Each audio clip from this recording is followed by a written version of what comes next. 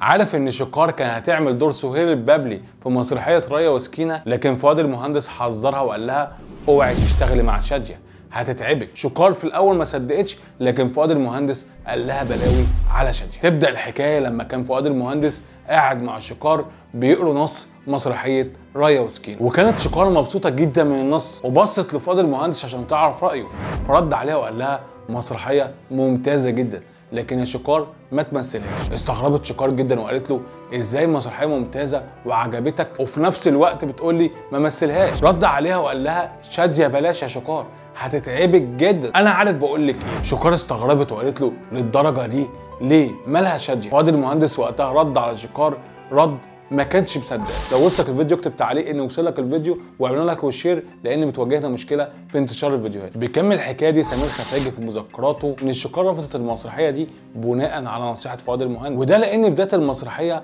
ما كانش الاتفاق ان شاديه هي اللي تمثل. والحكايه بيقولها منتج المسرحيه سمير خفاجي انه كان معزوم في قعده فيها سهير البابلي وشكار، وكانوا بيحكوا بيهزروا، فلقيتهم بيقولوا لي يا سمير مش هتعمل لنا روايه؟ فقلت لهم ايه اعمل لكم ايه؟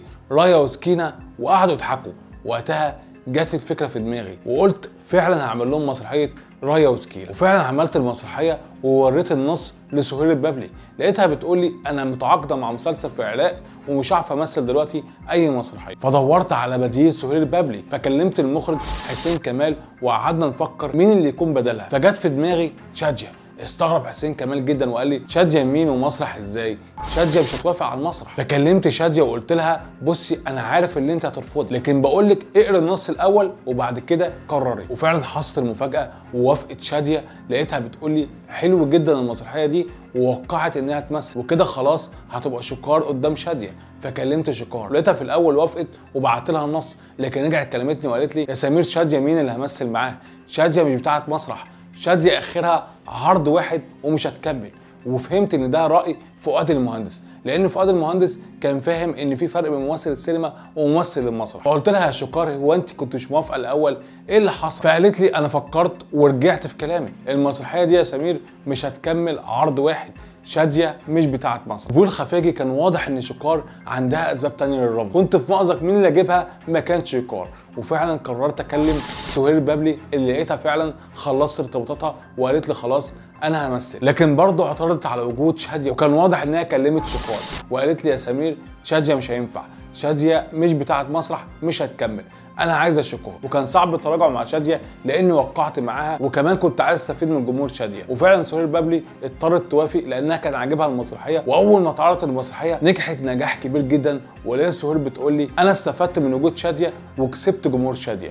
لكن برضه بيقول سمير خفاجي ان العلاقه ما كانتش ولا بد بين الاثنين بشكل كبير. يعني مثلا بيقول ان شاديه كان لما بتقبض مرتبها كانت بتجمع العمال وتوزع عليهم الفلوس. لقيت سهير البابلي غارت منها وبقت تعمل ده تاني شهر، تجمع العمال وتوزع عليهم الفلوس. لقيت شاديه بتقول لي هي ايه الوليه دي؟ هي بتقلدني في كل حاجه. قررت انها ما توزعش فلوس تاني وراحت قلدتها برضه سهير البابلي وبطلت توزع الفلوس. ودي ما كانتش الخناقات الوحيده في المسرحيه دي رغم نجاحها، بل بالعكس كان في خناقه كبيره جدا بين حمدي احمد وشاديه. اتكلم عنها حمدي احمد في مذكراته اللي بتحمل عنوان من القاهره 30 الى 30 يونيو، وبيقول ان حصل خناقه كبيره جدا بينه وبين شاديه لما شاديه كانت بتحيي الجمهور في مسرحيه الكويت، ولقيتها بتاخد وقت كبير. فقلت لها ما تخلصي بقى يا ست عايزين نمشي. فلقيت شاديه ما تصدقتش ان في حد بيتكلم، فبصت وراها لقيت انا بتكلم وقالت لي انا شاديه ما حدش يقول لي خلصي. فرحت رديت عليها وقلت لها لو انت شاديه فانا حمدي احمد الممثل الكبير. فراحت لقيتها بتقول لي طز فيك. وقتها قررت اشتمها قدام الممثلين كلها ومشيت من المسرحيه. لكن سمير خفاجي بيكمل كواليس الخناقه دي في مذكراته بيقول ان شاديه بعد ما اتخانقت مع حمدي احمد اللي كان بيلعب دور وقتها عبد العال وكان ناجح جدا ومكسر الدنيا، واتصورت المسرحيه دي وهو بيمثلها، راحت قالت لي انا يا سمير مش همثل معاه بكره، اتصرف يا اما تمشي حمدي احمد يا اما مش همثل. وكنا وقتها في الكويت وقلت لها ازاي؟ لقيتها تراجعت عن كلامها وقالت لي خلاص هكمل عرض في الكويت لكن لما ارجع مصر مش همثل مع البني ادم ده تاني. وفعلا اول ما رجعت مصر انسحبت شاديه، فكلمتها وقلت لها خلاص هنمشي حمدي احمد. وفعلا رشحنا مكاني 3 ممثلين، احمد بدير ونجاح الموجي ومحمود القلعاوي، وكلمت بدير اللي وافق على طول. لكن دي ما كانش الخناقه الوحيده اللي بين شاديه وحمدي احمد. بيحكي سمير خفاجي بيقول ان حمدي احمد في اول المسرحيه كان فرحان جدا بوجوده مع شاديه وما كانش مصدق، لكن في وقت المسرحيه اتعين حمدي احمد نائب في البرلمان وبقى يعترض ويقف ند بند لشاديه. مثلا كان بيجي لي ويتضايق منها وبيقول لي ازاي شاديه تعامل اللبسه بتاعتها وحش كده وبمنتهى قله الذوق. لكن سمير الخفاجي بيقول ان الغريبه ان لقيت حمدي احمد بيخلي اللبيس بتاعه يلبسه بجزمه بعد ما بقى نائب. ولما سافرنا الكويت ما كانش فيه غير 3 تذاكر في الدرجه الاولى، فقلت لحمدي انا وانت نقعد ورا وسهير البابلي وشاديه ومدبولي بما انهم اكبر سنا يقعدوا في الدرجه الاولى. لقيت حمدي احمد بيقول لي ازاي انا نائب، شاديه ترجع ورا، انا اللي اقعد قدام. فغلطت فيه وفهمت خلاص انه قريب هيتخانق مع شاديه، وفعلا حصلت خناقه قدام الجمهور، وخاصه ان هو قبلها كان متخانق مع عبد المنعم مدبولي. وبيحكي حمدي احمد عن خناقته مع عبد المنعم مدبولي في مذكراته، بيقول انا كنت بمثل مشهد مع مدبولي ولقيته بيقول لي يا حمدي انا هقول افيه في المسرح، اضحك قدام الناس كانك مش قادر تمسك نفسك من الضحك وارتجال وده بيضحك الناس.